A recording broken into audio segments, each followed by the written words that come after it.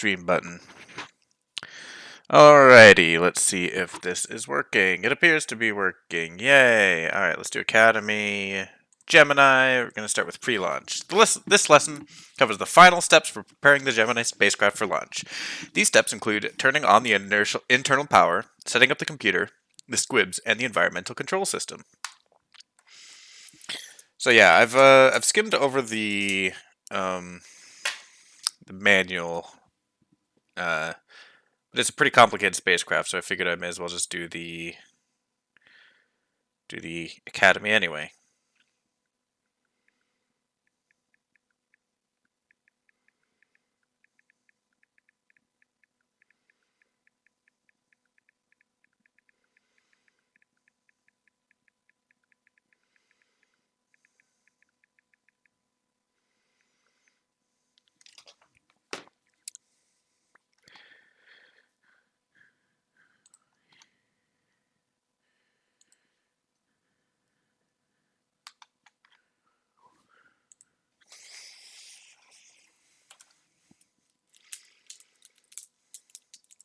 Avoid time scaling above 500x.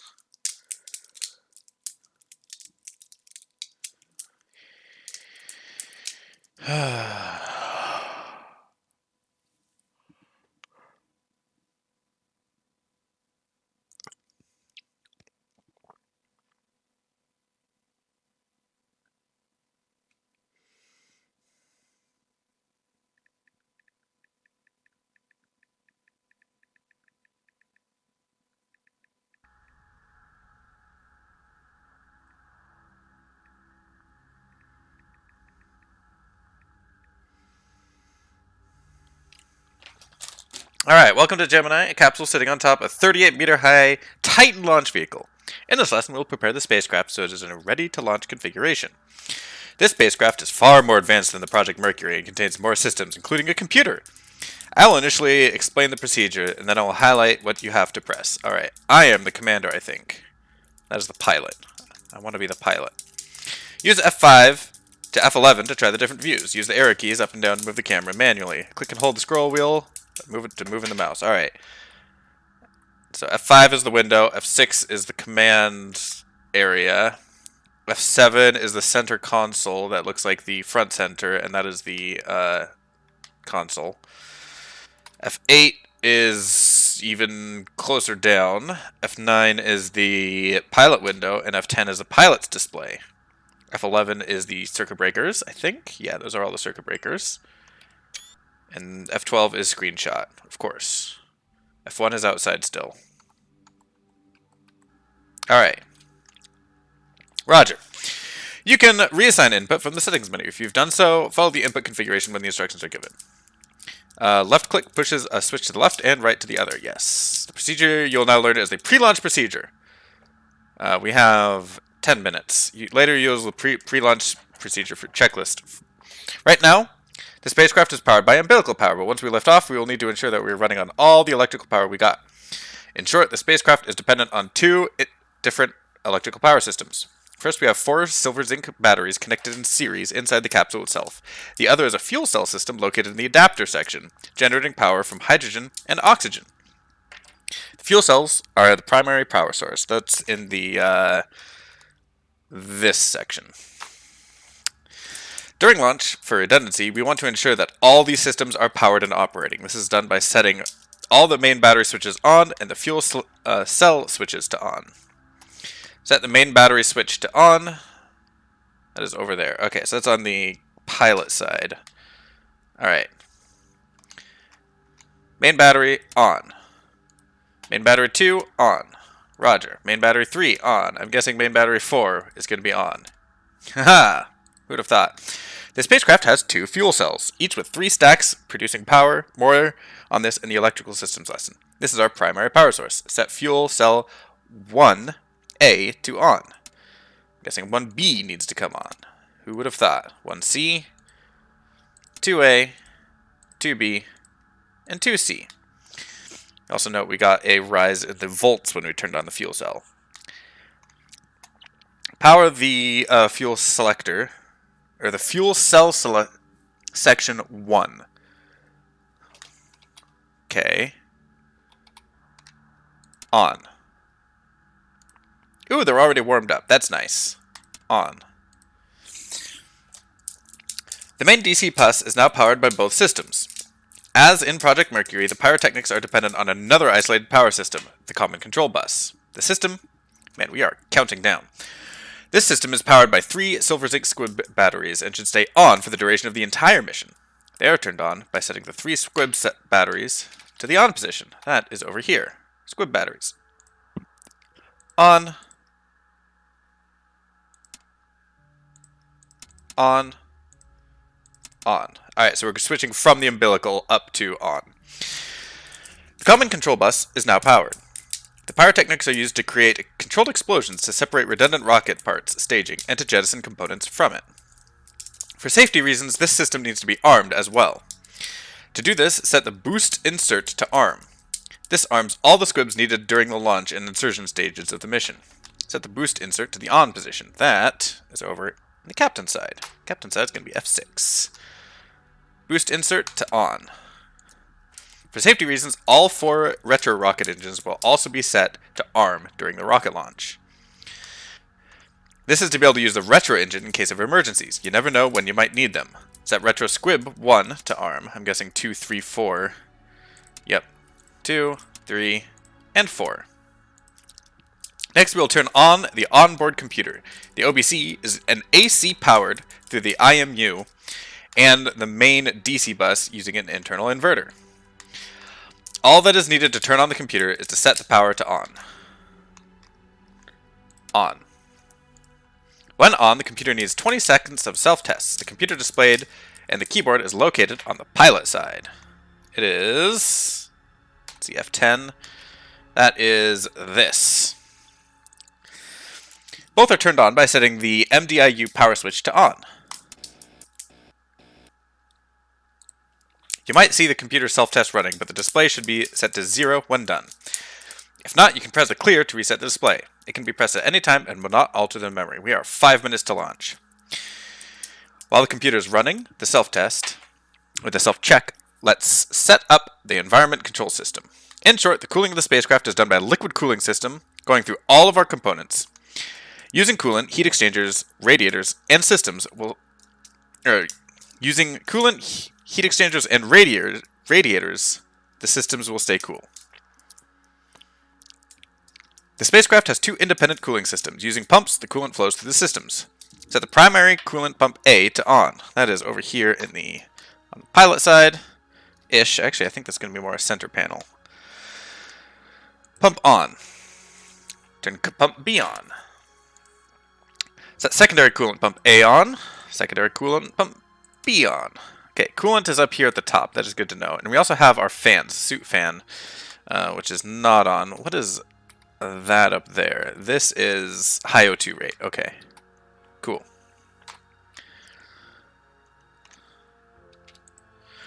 Also set the suit fan to the down 1 and 2 position during launch.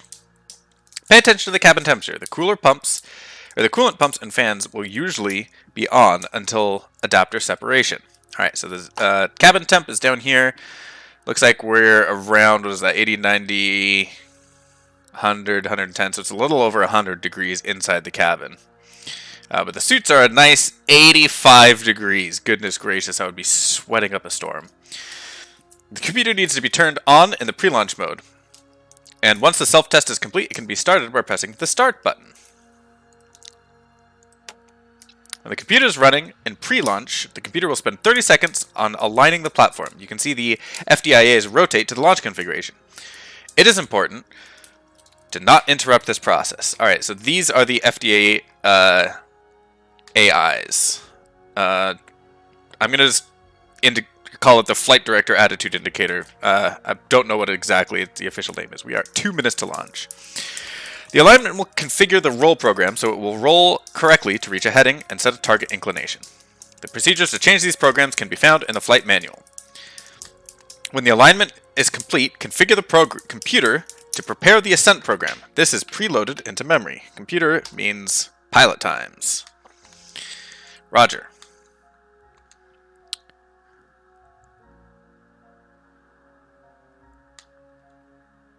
Alright. Orbiter cursor. Move orbital pointer. Alright, we're going to need to pause this. Transcript. Oh, when the alignment is complete. Okay, so do we just wait for the alignment to complete? Oh, over here. Ah! What is happening? Okay.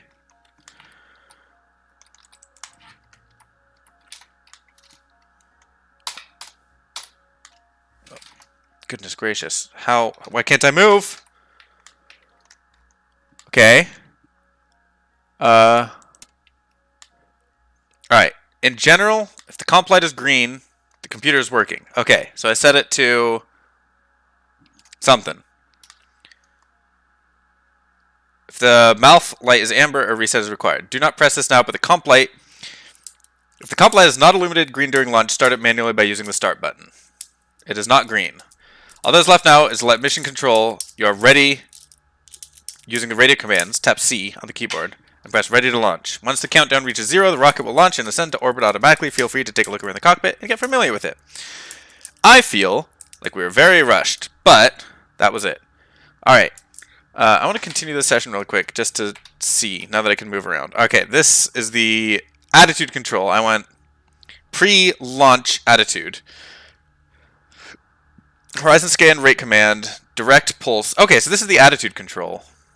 I think I did the computer to ascent. It should have been pre-launched there. Yeah. Catch up, rendezvous, Reentry, TD pre. I'm not sure what that means. The malflight is what they were talking about. This is the attitude control, which is really nice. We'll get to that eventually. Alright. Roger. Alright. End session.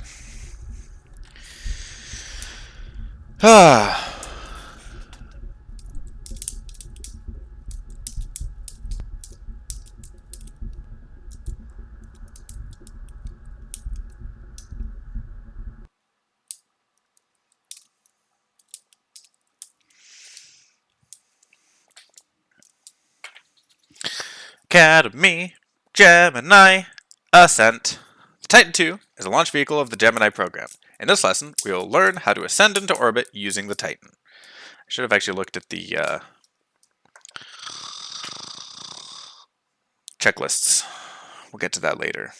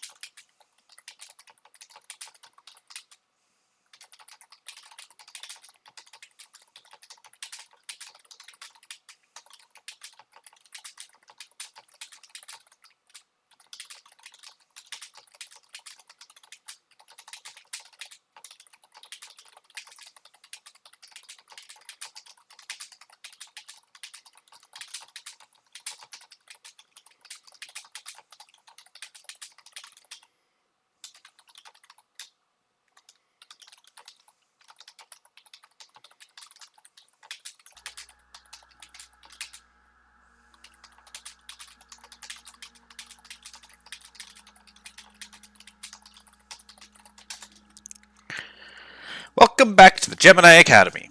In this lesson, we will learn how to ignite those engines of this 38-meter long Titan and ride into orbit. Man, you're really going over the 38 meters. First, we need to repeat the steps we learned in lesson 1. However, instead of me telling you what to do, we will use the provided checklist. Press M, look at the mission pad, checklists, and run the pre-flight checklist. Alright. Uh, in... Alright, I'm gonna pause really quick so I can just do this without this timer counting, because I want to run the actual checklist.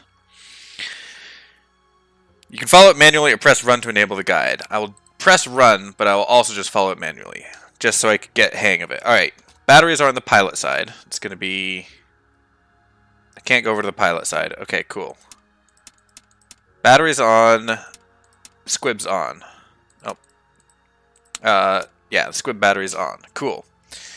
Fuel cell set stack 1. Oh, I can't move. Oh, heck. Transcript. The guide will highlight the switch you need to modify it in the order of the checklist. If you haven't done so, complete the checklist now. Alright. That is over there, but I can't move. There we go. Alright, so I do need it on. Alright. Fuel cells on. Checklists. Let's pause again. Actually, let's not pause. Fuel cell section 1. Power. Cool. We have some nice power there. Computer power on. It's going to be in the center console. And over here on. It's doing the self-test now. MDIU power. That's this. Aux tape power on. That is a good question. Oh, that's going to be over here. Booster insert squib. Arm. Retro squibs. 1, 2, 3, 4. Armed. Primary coolant pump A. B. Oh, let's close that. I wanted to hit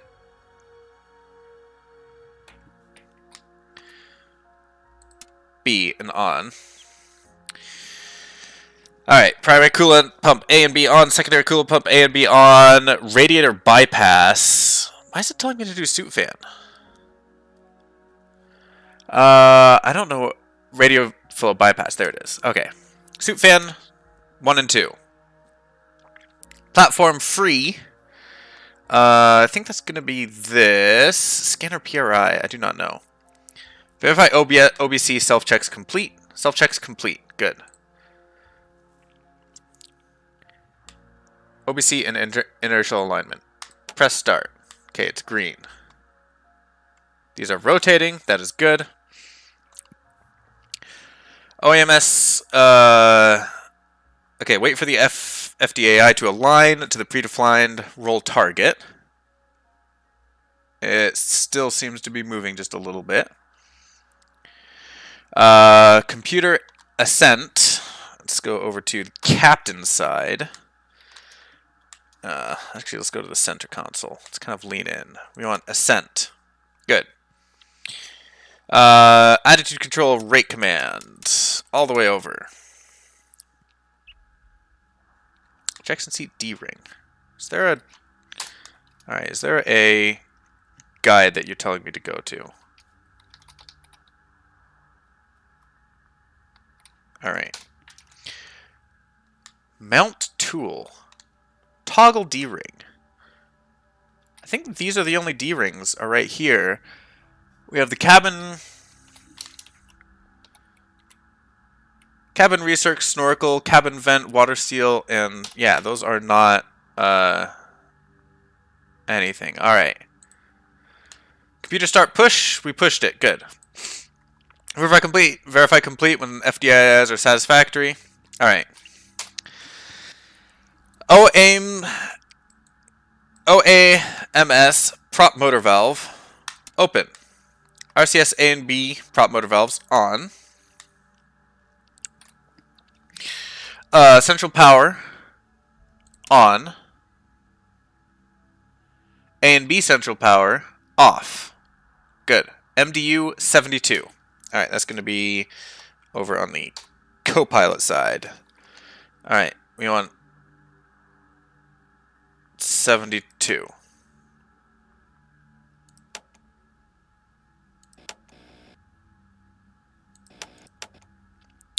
Radio check. At T-minus 30 seconds, start ascent checklist. Damn, that's coming up fast. Alright. Alright, let's close that. Let's do a radio check. Where is the radios. Radios are over there. Radio check. Remember to also notify mission control that you are ready using the radio commands. We are not ready. Player 1, read your 5x5. Verify that the platform is aligned first, and then use the time scale to... time to launch. Man, I do not need to use time scale. I am rushed. You gave me 5 minutes to do this. Alright. T-minus 30 seconds, start the ascent checklist. Ascent checklist. Alright, ascent checklist. Verify platform alignment. FDI should indicate roll offset for trajectory azimuth. At T-minus 10 seconds, computer mode, ascent, and not running. Ignition. Monitor engine 1. Light. Red on the pressure buildup, off on nominal thrust. Monitor engine 2. Light. Amber is ready. Liftoff. Monitor computer start and clocks are running. Monitor fuel 1 oxide. Monitor altitude. Abort mode 1 is less than 15,000 feet. Abort mode 1 to 2, 15 to 75,000 feet. Abort mode 2, 75 to 522,000 feet. Abort mode 3, above 522,000 feet. At 75,000 feet, D-ring stow. Use C. Toggle D-ring. Okay. When fuel 1 oxide depleted, staging, monitor engine 2 light.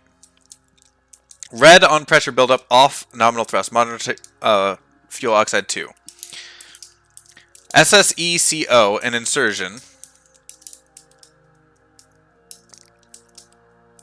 Spec separator light illuminated. Illuminated. I think they're missing the I. Spec separation push, jet fairing push, ohms enable, IVIs 0. May need to zero IVIs at periapsis. Note, it is not possible to fully zero the IVIs. Do your best as you can, but don't force it. Alright. Let's hit the run button so it's up here. Let's move these out of the way just a little bit. Alright. Back to start. We just need to wait for 30 seconds. Whew, boy. Alright.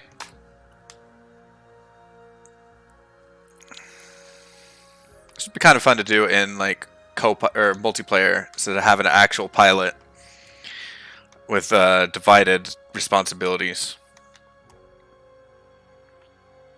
You know, it might just because I'm an FO, but I kind of prefer to be in that seat, just because, you know, you got the computer and everything. Like, all the power stuff is over there. Alright, at 30 seconds, start ascent checklist. Cool. Alright, let us say... ready to launch.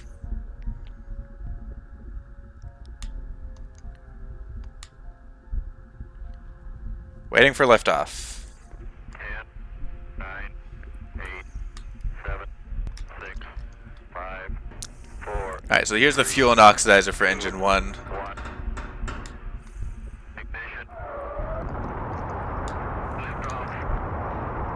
Bolts! Engines thrusting! One engine with 2 nozzles is producing 1913 kilonewtons of thrust. Boom. We are on top of an ICBM. Liftoff for Capsule 1. During launch, it is important to pay attention to your instruments. You should develop a vision circle going through vital info in turn. Alright, so we've got fuel and oxidizer for the first stage there. During the first 10,000 or 100,000 feet, start with the altimeter. This should be climbing steadily. There it is. It is climbing steadily. Next, keep an eye on the fuel and oxidizer indicator for the current stage. The fuel should be indicates the time left to the first staging. Then ensure the G-forces are within limits. It is normal that this can reach up to 6.6 Gs. I do not see. There it is. We're about 2 Gs. Cool. The attitude indicator. The FDI flight director attitude indicator. It is a flight director attitude indicator. I was right. Can be used to see direction. You should start going up at 90 degrees and slowly level with the horizon. We are already at, what is that, like 80, 70 degrees-ish? Cool. Voltmeter is there to aid in knowing the electrical systems are operating normally. If you have voltage, or low voltage, something is wrong. I think voltmeter is going to be over on the co-pilot side. Cabin and suit temperature is also important to know.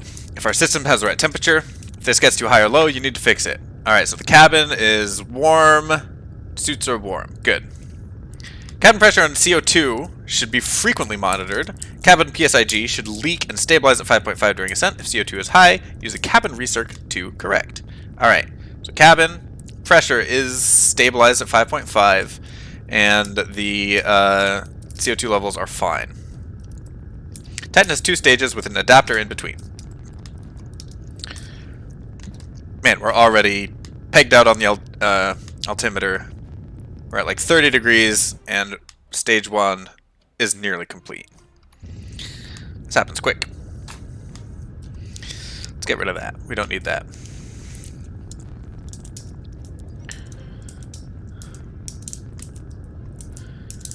Verify platform. Cool. Ascent and not running. Oh, the green is not running. Add ignition. At liftoff monitor. Clocks are running. Oh, frick. I did not monitor clocks. Clocks are running. Cool. D-ring stow. I have no idea what that means. Fuel and oxidizers are depleted. Staging. Alright. Monitor engine 2. Alright, so there we go. Separation stage 2 is equipped with an engine producing 445 kilonewtons of thrust. The rocket will now focus on building an orbital speed to insert the spaceship into a parking orbit around Earth. An important feature of the Gemini capsule is that it is equipped with the translocational thrusters in addition to attitude thrusters. This allows the capsule to modify its orbit in flight. You can monitor the stage 2 propellant using the Fuel 2 oxidizer gauge. This will give you an indication of how much more is left before you are in orbit. Once you reach orbit, the computer, if it is running, and in the ascent module, which it is, will calculate the distance left to enter the initial parking orbit based off the flight plan. On the left side, the commander seat, just below the FDAI, you can use the IDVs, or the IVI. This is the IVI right here. Once stage 2 is complete, the computer will show the difference using the 3 values here. So you have forward, left, right, and up and down. So this is prograde, retrograde. This is normal, anti-normal, and this is...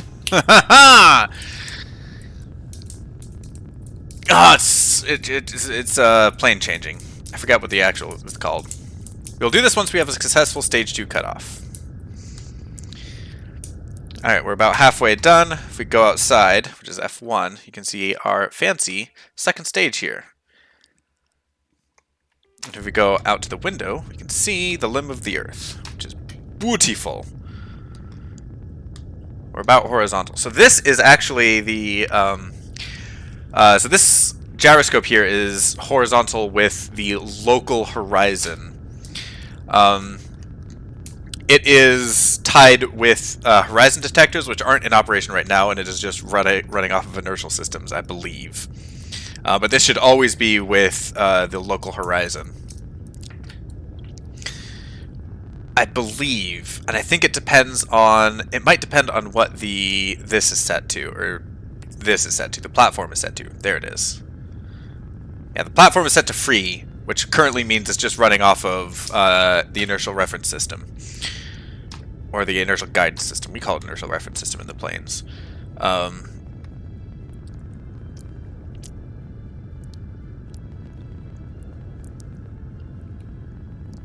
Yeah. There's small end forward and big end forward, which is just the silliest way of calling it. Orbital rate is set to... the computer knows what your altitude is, and it will precess the gyro based on how high you are and what your orbital velocity is. It's like 4 degrees per second or something. I don't know. And yeah. Oh, cutoff. Computer is calculating. Let's separate stage 2. This is done manually by pressing the sequencer light that is illuminating.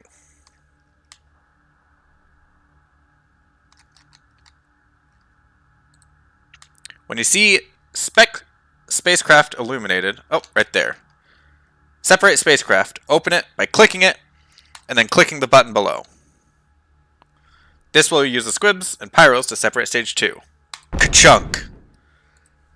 Great! Another important step is to jettison the horizon scanner covers and the protection cover in front. Do this by opening the jet fairing button. Okay. Jet fairing. It's right there. And Okay, let's chunk. Good. The horizon scanners will now prepare for scanning and start detecting Earth. This usually takes up to 2 minutes, and the platform will snap to the new orientation at this point. Now let's go to the IVIs again. The IVIs are controlled using a computer and is used frequently throughout a mission. It's important to pay attention to this last section of this lesson. When the launch vehicle inserts you into orbit, there will be difference between the planned orbit and your actual orbit. The IVIs will try to indicate the difference, and you can use the OAMS to try and null them. So we have 3 feet per second, because of course it's feet per second, in the forward direction. Oh, aft direction. The middle value, labeled left-right, is the difference in plane. Plane changes are expensive and slow and should be ideally done at the nodes. The nodes are basically the point in orbit where the spacecraft crosses the equatorial plane. If the spacecraft crosses the equator from south to north, the thrust should be to the left to increase and to the right to decrease. The opposite is true if the vessel is moving from north to south. This is yes. If you are inserted at periapsis, or theoretically at apoapsis, nulling the plane can be very slow. A value less than 10 in inclination is good, and can be left alone unless you are required to rendezvous. In rendezvous missions, it is important to null the plane difference. If the inclination has a value larger than 10, it means that the guidance in the launch vehicle has failed, typically because the inertial reference did not get enough time to align before the ascent. It requires 30 to 45 seconds to align. Ours requires 10 minutes, upwards of 17, depending on how far north we are. If the inclination shows 99.9, it usually means that the platform alignment step was forgotten when performing the pre-launch checklist. The forward-aft label modifier modifies the altitudes of your orbit, meaning perigee and apogee. If you are at perigee, typically when inserted, it will be fast to modify this. If you are closer to the nodes, it will be slower to modify this. That is wrong. The nodes are not necessarily between perigee and apogee. To modify your orbit, you need to use a system called the OAMS. You will need to enable the OAMS to fire the thrusters. This is done with 2 switches. First, open the propulsion valves so the system receives propellant using the prop motor valves. Set OAMS to open. Then, enable power to the system using the central power OAMS. Set it to on. You're not giving me guidance. The OAMS system is enabled. Well, no, I haven't done that. Okay. I feel like that's going to be over here.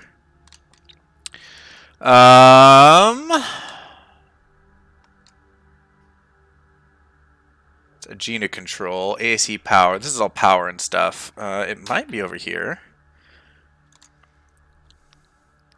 Communication, sequence lights, boost cutoff, boost insert, sequence lights, attitude, retro rockets, landing. That is not it. Okay. It's not up here. It might be up here. Do I have a flashlight? Yeah. Attitude thrusters. RCS is on. Acme is not on. Attitude drivers, attitude thrusters are on. OAMS. Good. Those are all on.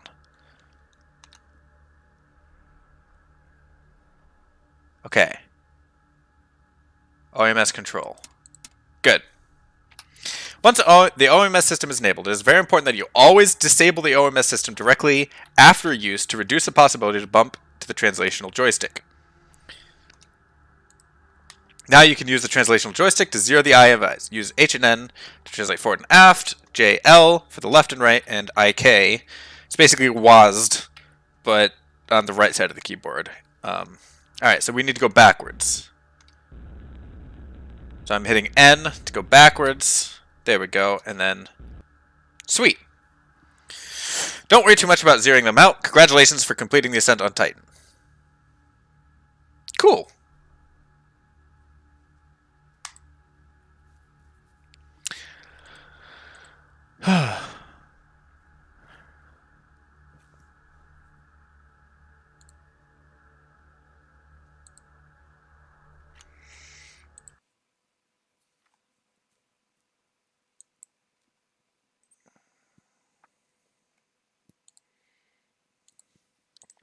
Academy, Gemini, electricity! Electricity is one of the most important systems to understand. Well, without power, most of the systems on board will not function, and an immediate abort needs to be taken. In this lesson, we will learn how to operate the Gemini electrical power system.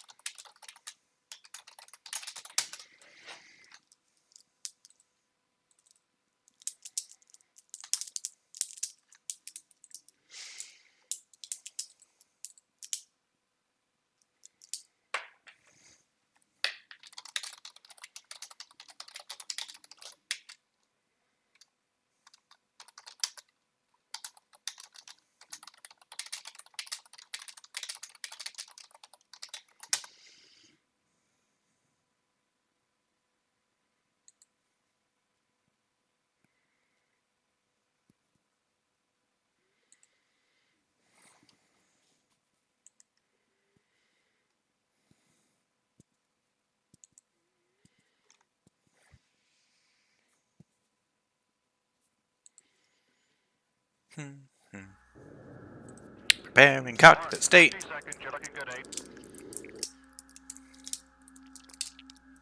Forgot to see if we were starting in orbit. It sounds like we are. Maybe we're not. I don't know. Good morning! Today we'll take a closer look at the components that power the Gemini capsule and its system. The capsule is powered by two systems. The primary power source are the two fuel cells that generate power from hydrogen and oxygen. This also provides water for everything. The secondary system is powered by 4 silver zinc batteries. The fuel cells are installed in the adapter section, while the batteries are in the capsule. The fuel cell is using a system called reactant supply system that supplies cryogenic oxygen and hydrogen to the fuel cells. Importantly, these must be warmed up a little bit before entering the fuel cells. It's probably going to get to this, but and the fact that it's cryogenic and needs to be warmed up is part of the cooling process. The ionization of these substances produce electricity and water. The amount of reactant consumed is directly related to the power load on the fuel cells. The two fuel cells is capable of running the spaceship alone, but since they are located in the adapter, it will be separated before the retrograde burn. And we are, in fact, in orbit, with a big tangle of wires behind us for some reason. From the retrograde burn to reentry, the batteries will be used. The power source can be configured using the switches on the right panel next to the co-pilot seat. There are 2 fuel cells installed. These are named Fuel Section 1 and Fuel Cell Section 2. Each of the fuel cells has 3 power stacks, A, B, and C. You can turn each stack inside each fuel cell on and off in case of a malfunction. However, these are all typically on throughout the flight. Using the fuel stack gauges, let's go over to the co-pilot seat. Right here, 1A to 2C, you can immediately see the load on each cell. So we have 1A, 1B, 1C, 2A, 2B, 2C. They're all pegged at 25. Using the voltmeter, you can see the volts of each stack as well. If this is low on one of the stacks, you should shut it down in danger of fire or explosion. Okay.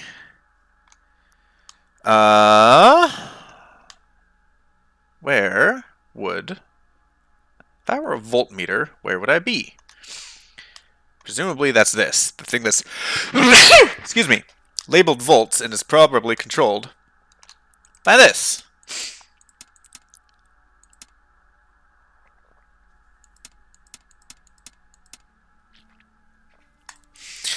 You can use the DC voltmeter selector knob below the voltmeter to select what stacks to monitor. Turn it to stack 1B now.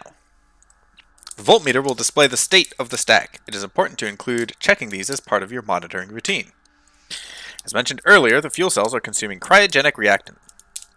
You can use the cryo gauge to monitor the RSS. It can be found in the middle section of the panel.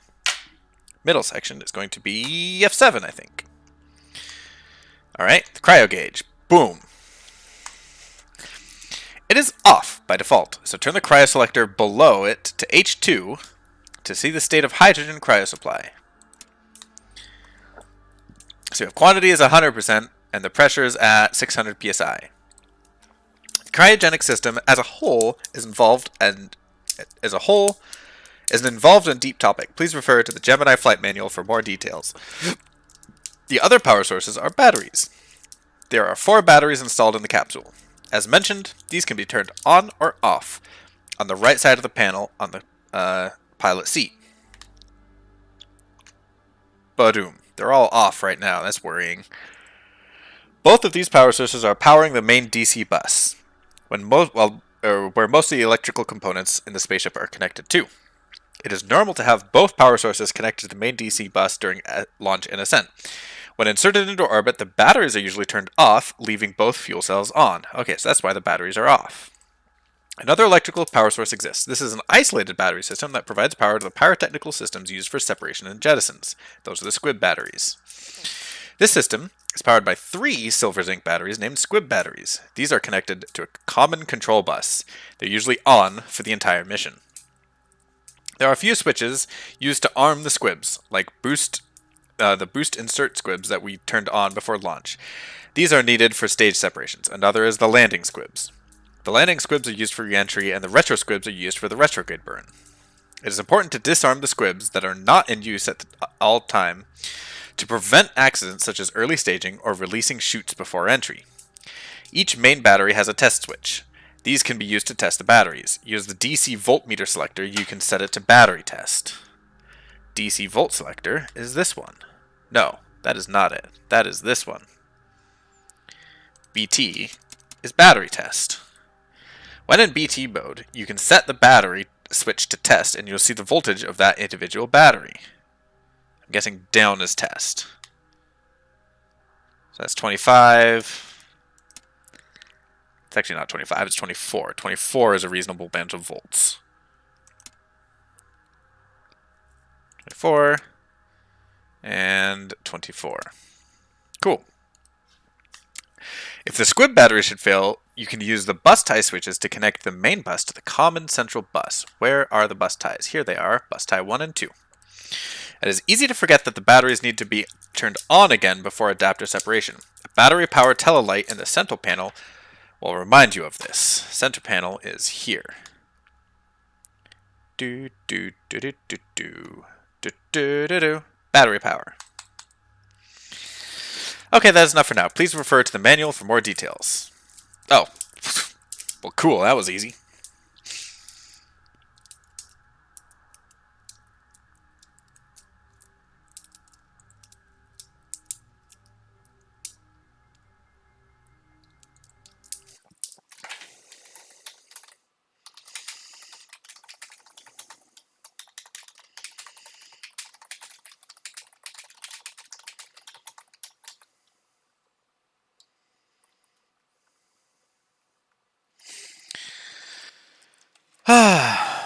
Academy, Gemini, navigation, exclamation mark. The guidance control is a set of complex systems that enables the spaceship to maneuver in space. In this lesson, you will learn about the primary control systems needed to control the spaceship.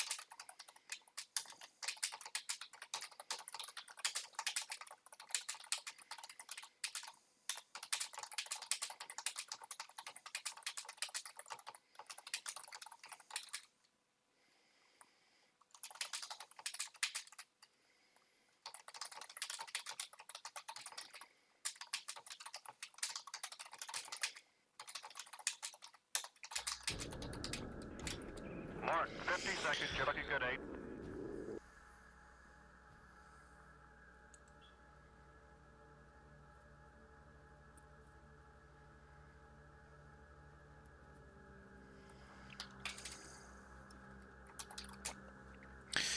I'm going to actually go to the bathroom real quick. I'm going to be right back.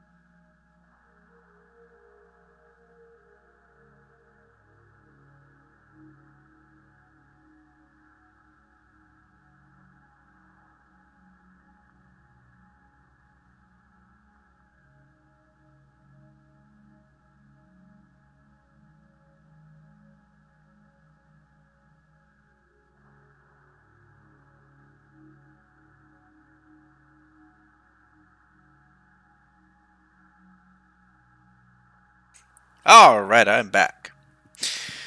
Welcome to the guidance and control lesson. There are many systems involved with to maneuver and navigate with the Gemini spacecraft. Don't worry if you feel overwhelmed. Once you start using these systems, it will quickly start to make sense as long as you understand the basics. I'd recommend checking out the guidance and control section of the Gemini flight manual for more information. The spaceship can be controlled about the pitch, roll, and yaw axes.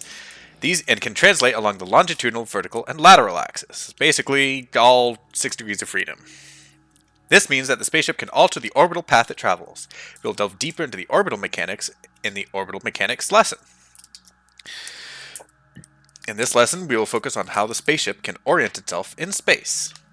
In short, the propulsion system is receiving firing commands, and the system that actually fires the command, it is the system that actually fires the correct thrusters. It's fly-by-wire, basically. The propulsion system receives the commands from the attitude control and maneuvering electronics, ACME. The ACME receives the input from the other systems. Other systems can be the hand controllers, the inertial guidance system, or the horizon scanners, and the computer. The IGS provides an inertial platform used as a reference for the flight director and attitude indicator. The horizon scanners are used to track the orientation relative to Earth. The shield and the sensors of the horizon scanners covers and protects them during launch and ascent. Once in space, the covers are jettisoned. The sensors are then exposed to space for the first time. They will require 2 minutes prior to being able to properly align the platform. The ACME is your main interface to controlling the attitude. It can be configured in the center pedestal panel using the attitude control selector. Set it to direct. Boom. Direct is not ideal, but we'll go with it, I guess. There are 2 main sets of thrusters installed. One is the adapter and retro section and is named the OAMS. It is your primary attitude control system. Another is the RCS system is in the capsule. These are used for reentry. The RCS is only for attitude. The OAMS is also able to do translation. Manual control can be attained by setting the attitude control to either rate command, direct, pulse, and reentry rate command. To be able to fire the OAMS system using the stick controls, you need to enable the OAMS system. Let's do this now. First, you need to open the OAMS propulsion valves so the system can receive fuel. Set it to open. Then enable the controller power by setting the switch to on.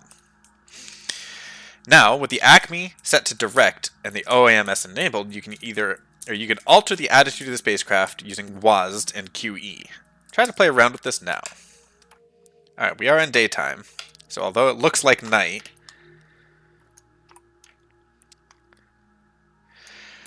also try to set the rate command and pulse too, to see the difference with these modes. Rate command will stop the rates if no input is given, and pulse will only fire the thrusters for 20 milliseconds for each deflection.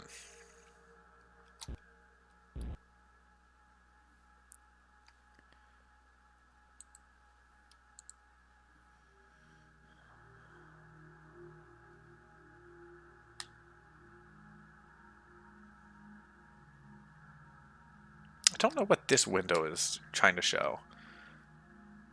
Just waiting for the, there it is. There's a limb of the Earth. Cool.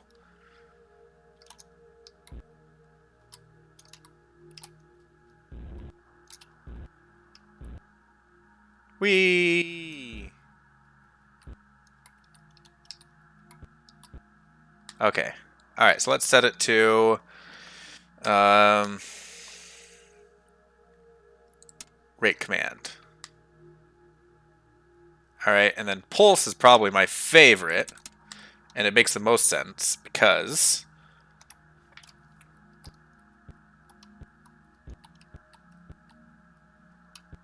it pulses no matter how much you hold it, and so you can like do 3 up, and then you only need 3 down to counteract it, and then 3 right to counteract it.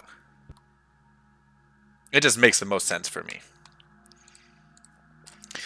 Platform is used to let the IGS control the spacecraft. This is very handy if you need to attend to other tasks, and it can be thought of like an autopilot. That is... I don't actually know. Set ACME to plat. There it is. Set the IGS mode above to SEF. This stands for sharp end forward. It's actually small end forward according to the manual. And will automatically maintain the ship in the prograde direction. Roger. As you can see, the spaceship is now trying to move into a prograde direction.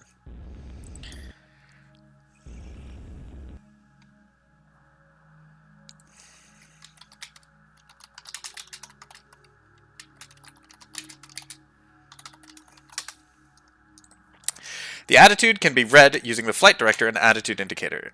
There are 2 of these installed in the spacecraft, one for the commander, one for the pilot. Indeed.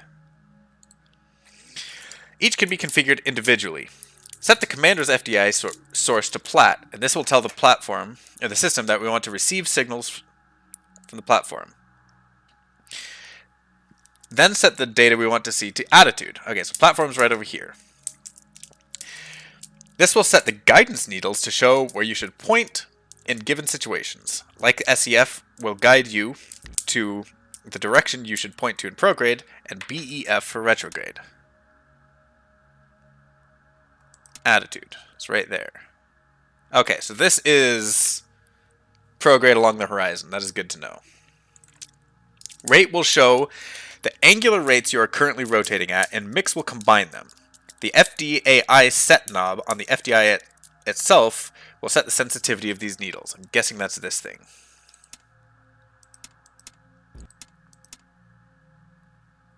I'm not sure what that thing is then. You can see the amount of propellant for the various propulsion systems using the prop gauge with the selector knob below it. Prop quantity is at 0. I feel like that's not right.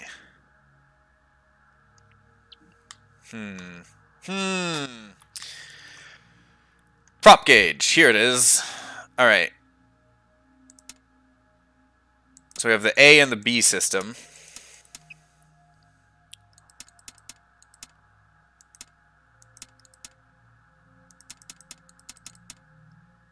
Cool. Set the selector to OAMS to see the propellant in the OAMS system.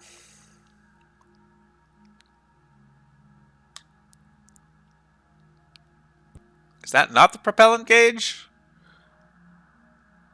I can't imagine what other propellant gauge there is.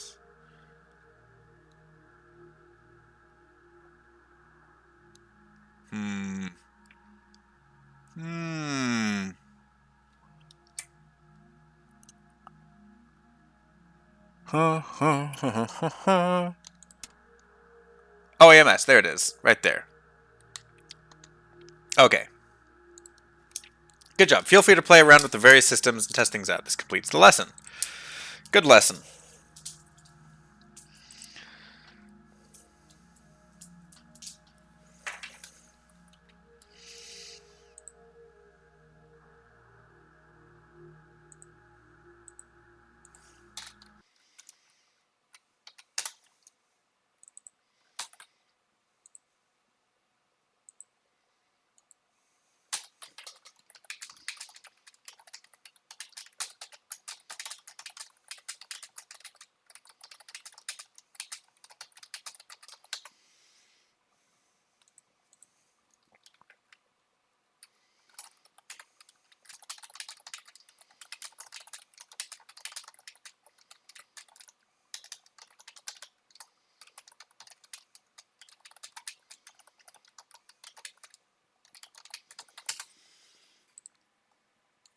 Academy, Gemini, the computer. Oh boy.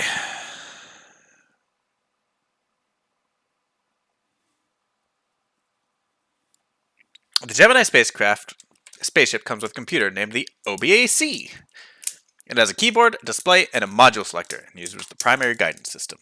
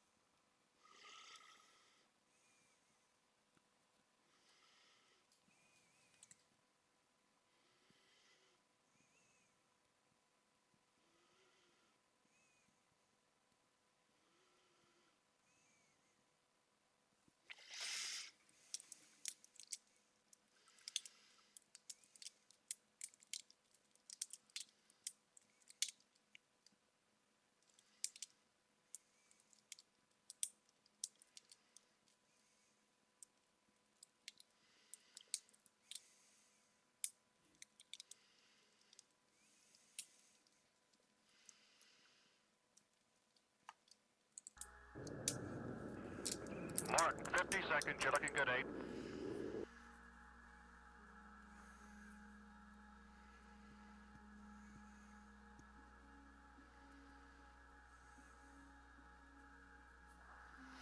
Welcome to the computer lesson.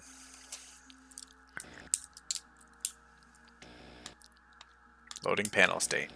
Everything needs to turn on. The computer is used as a navigation aid throughout the mission. It is a binary, fixed point, stored program, general purpose computer. It uses input from many of the other systems in the spaceship. An auxiliary tape memory system can load various modules from a tape into the computer memory. Typically, each phase of the mission has a dedicated module. The computer is controlled using the computer section on the computer central panel. Let's go over to the co-pilot side. The on-off switch gives the computer power, and the mode switch is used to select the computer mode to run. That is over here. So right now it's on pre-launch, there's ascent, catch-up, rendezvous, TD pre, and re-entry. The start button will start the computer when a module is loaded. The loading can take up to 10 minutes, with the exception of pre-launch and the ascent module. They are loaded instantly when needed. The aux tape run light indicator on the pilot panel, that is going to be somewhere.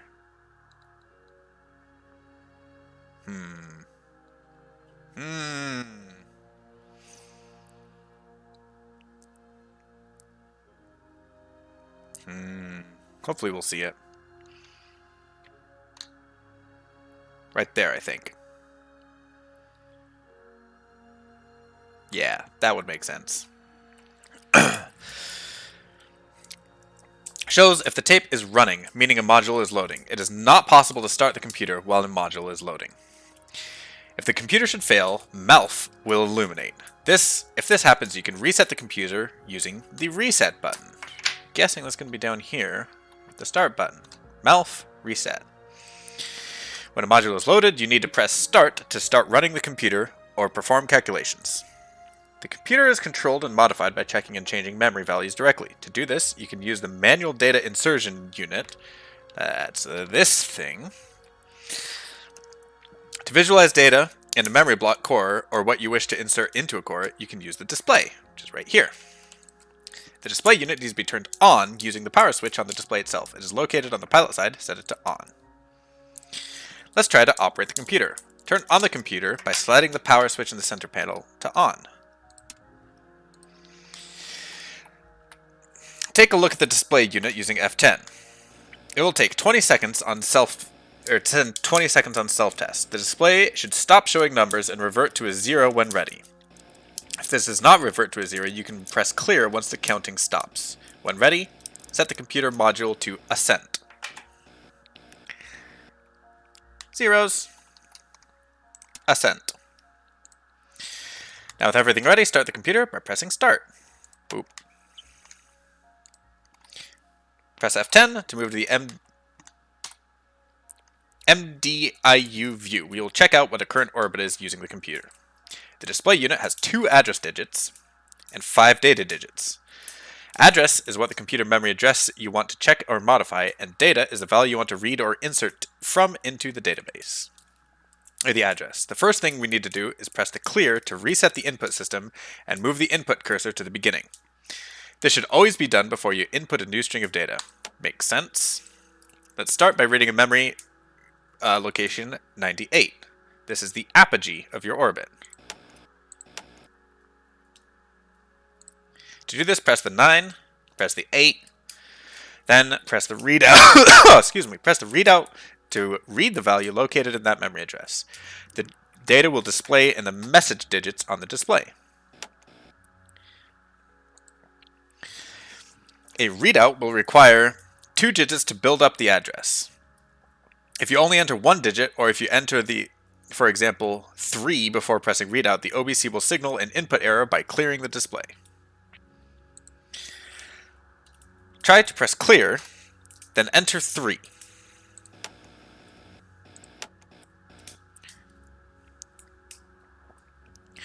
The value on the readout should read 30. If you press readout now, it will fail since you only give it 1 input when 2 is required.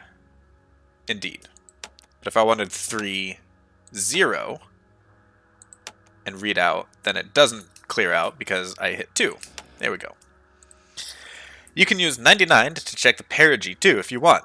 Both core 98 and core 99 will show you the orbit in nautical miles altitude. So a 01205 would mean your perigee is at 120.5 nautical mile altitude. Perigee is 84.1. In some cases, the message needs to be read with a specific format, such as with the 98 and 99, where the format is that nautical miles altitude. This can be seen with the memory core checklist in your mission pad. Try to find the section now, and press Roger when ready. Checklist.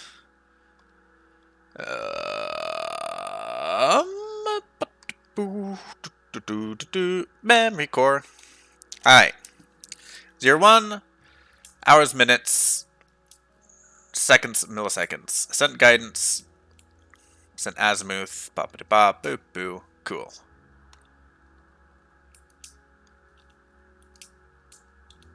Let's try to read 75 and 76.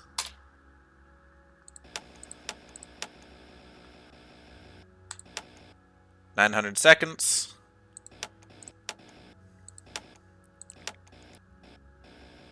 Cool. Core 32 will display the current inclination of the orbit. Try to read this out and press Roger when ready. And that's going to be read in 3 degrees dot dot. So 28.9 degrees. That makes sense based on where Cape Canaveral is. Core 56 and 57 is used as a reference to see the target orbit we want to achieve. This can also be set during the mission to help you get a new orbit. Alright, 56 and 57. Set target orbit perigee and apogee. Cool. Setting data is similar to readout, except you'll need to insert all of the 7 digits, 2 for address, 5 for the message. If you press enter and the input is incorrect, it will reset the display. Let's try to set core 56 now. Both core 56 and 57 is for reference only and are safe to alter at will. First, clear the display, and that will move the insert pointer to the first digit. Let's read out the value of 56 first. Press 56, then press read out. The target is set to 00869, for example, but this can be different for you. The leading zeros are important. Now now that the pointer is still at the first digit of the message, because we just typed 56, so press 0 on the keyboard. Not much will change as the first is already 0. Now press 0 again. Then press 9. 0, 1. 5600901. Roger. Press enter. We'll store the value in core 56. Lastly, the OBC does not have a positive or negative sign. Instead, the first digit of the message is a 9. That means it's a negative number. When you see 90010, you can read this as negative 10, for example. We'll learn more about this in the burn lesson. So this is how you operate the computer. I strongly recommend you do the computer section of the Gemini flight manual to understand in details what all the modules do and what each core or memory core means. And that, I think, is going to be it for me for tonight. Lots and lots of Gemini studying.